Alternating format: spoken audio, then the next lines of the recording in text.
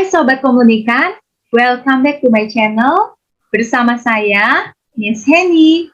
Hari ini kita akan masuk ke bab 1, yaitu kita akan bicara tentang pendahuluan. Bab 1 bicara tentang pendahuluan. Nah, dalam bab 1 ini kita kenal dengan latar belakang masalah atau LBM. Ya, latar belakang masalah merupakan bagian yang menjelaskan topik penelitian yang ingin kalian bahas dan mengapa kalian memilih topik itu. Ya, biasanya latar belakang masalah juga membahas peneliti-peneliti sebelumnya yang membahas topik yang sama. Isi dari latar belakang masalah adalah sebuah informasi tentang suatu masalah atau peluang yang dapat dipermasalahkan, sehingga teman-teman dapat tidak lanjuti melalui penelitian termasuk hal-hal yang melatar belakanginya. Latar belakang masalah merupakan gambaran permasalahan dari berbagai aspek yang sesuai dengan penelitian yang didukung oleh tinjauan pustaka, ada asumsi, ada telaah hasil penelitian ataupun pendukung sebelumnya. Uraian tersebut disajikan secara makro, kemudian disempitkan dan difokuskan pada masalah penelitian. Yang penting adalah teman-teman harus menjelaskan alasan pemilihan masalah tersebut atau objek penelitian tersebut. Ada apa sih? Gitu ya. Kemudian ditambahkan dengan relevansi dengan penelitian selanjutnya. Ya, pentingnya teman-teman melakukan penelitian itu apa sih? Oke, disusun berdasarkan prinsip deduksi dari umum ke khusus, pemaparan konsep dan teori, pemaparan fenomena yang ada di lapangan penelitian, analisis konsep ataupun teori yang berhubungan dengan fenomena yang terjadi di lapangan. Cara membuat LBM atau latar belakang masalah, ya. Jadi teman-teman, ini adalah tips-tips bagaimana supaya teman-teman bisa membuat latar belakang masalah. Setelah teman-teman tertarik dengan salah satu topik, gitu ya, silakan teman-teman cari jurnal-jurnal terdahulu mengenai topik tersebut. Kita mengenal yang pertama namanya research gap. Research gap itu adalah teman-teman membandingkan hasil penelitian dari jurnal-jurnal terdahulu, apakah ada hasil yang bertentangan. Misalnya, hasil dari jurnal A, B, C, D, E bilang bahwa kepuasan itu mempengaruhi loyalitas. Teman-teman kumpulin tuh jurnal-jurnal yang berhubungan yang bilang bahwa kepuasan mempengaruhi loyalitas. Tetapi berikutnya teman-teman juga kumpulkan hasil jurnal-jurnal, misalnya jurnal F, G, H, I, J yang bilang bahwa kepuasan tidak mempengaruhi loyalitas.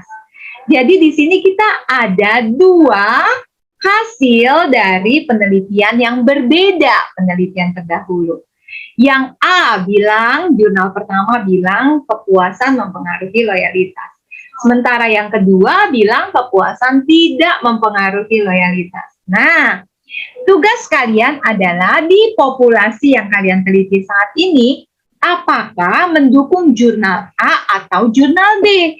Apakah mendukung kepuasan mempengaruhi loyalitas atau malah kepuasan tidak mempengaruhi loyalitas? Paham ya teman-teman ya? Terdapat perbedaan dari hasil penelitian terdahulu. Itu yang kita sebut dengan research gap. Ya, ini juga bisa dijadikan sebagai latar belakang penelitian. Yang kedua, kita mengenal istilah Dasolen dan Dasein. Ya, Dasolen merupakan segala sesuatu yang berhubungan dengan teori. Ya, norma-norma, tetapi belum dilakukan dalam prakteknya. Dasein adalah kenyataan yang terjadi di lapangan. Seharusnya Dasein dan Dasolen itu sama. Jadi apa yang dicita-citakan, apa yang diatur sesuai dengan apa yang terjadi di lapangannya. Ya, tetapi yang terjadi sekarang kadang kondisi itu tidak sesuai dengan apa yang seharusnya. Ya, Karena terjadi perbedaan antara yang seharusnya dengan yang kenyataan di lapangan, itulah yang disebut gap dalam penelitian kalian. Mengapa kenyataan di lapangan tidak sesuai dengan apa yang seharusnya? Ya, yang seharusnya contoh, yang seharusnya das sollen, hoax itu dilarang. Ya, hoax itu tidak baik, tetapi kenyataannya dasen itu ada banyak berita hoax yang mempengaruhi masyarakat. Ya, jadi di sini kita melihat adanya gap, adanya perbedaan antara yang seharusnya dengan kenyataan di lapangan. Nah, ini juga bisa dijadikan sebagai landasan dalam teman-teman melakukan latar belakang masalah. Dalam penelitian bisa, kenapa sih kok ada gap? Apa yang menyebabkan gitu ya? Apa yang menyebabkan das sollen itu tidak bisa dilakukan? Kenapa dasenya itu berbeda dengan das sollen? Nah, itu bisa kalian teliti juga untuk menjadi latar belakang masalah. Berikutnya, yang ketiga adalah fenomena. Nah, ini yang biasanya teman-teman suka ambil, dan biasanya ini kita ngambil berita dari berita online.